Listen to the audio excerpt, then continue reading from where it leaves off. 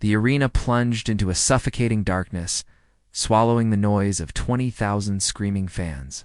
For a few agonizing seconds, there was only confusion.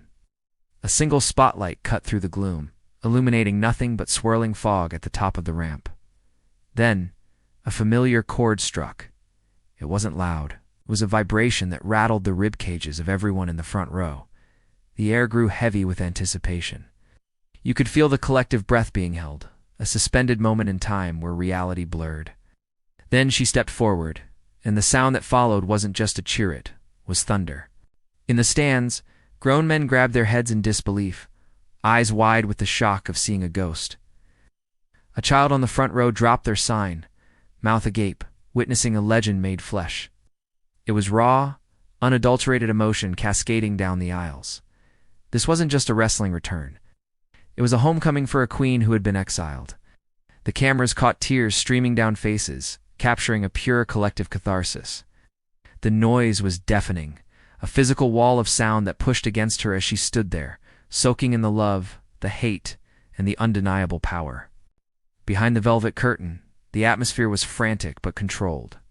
Producers scrambled, tearing up the scripts that had been finalized hours ago. This was the best-kept secret in the industry, known only to a select few who guarded it with their lives.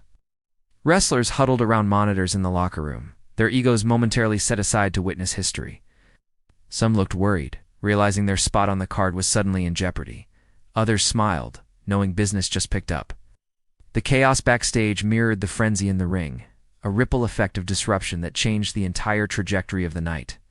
Inside the ring, the current champion stood frozen, clutching the gold belt against her chest as if it were a shield. She didn't retreat, but her eyes betrayed a flicker of genuine uncertainty. She had spent years building a kingdom on the belief that the past was gone, only to see it walking down the ramp. This wasn't part of the plan. The referee stepped back, sensing the volatility of the moment. The champion's knuckles turned white. This wasn't just a challenger approaching. It was a reckoning, a living reminder that some legacies cast shadows too long to escape. The moment her boot hit the canvas, the digital world ignited. Social media timelines moved so fast they became a blur of bold text and exclamation points. Trending topics shifted globally in seconds, eclipsing news, sports, and politics. It was a digital tsunami of speculation and joy. Fans from Tokyo to London were waking up, checking their phones and shouting into the void. The sheer volume of engagement proved that she transcended the sport.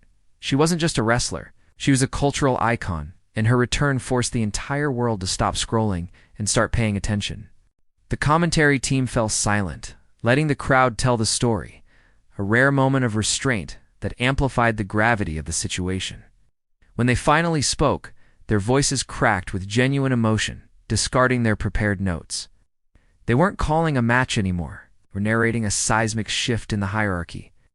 Every storyline that had been carefully constructed over the last 6 months was instantly rendered obsolete. The narrative had been hijacked. The writers in the back knew they had to pivot immediately. The story wasn't about the championship chase anymore. It was about survival in her world.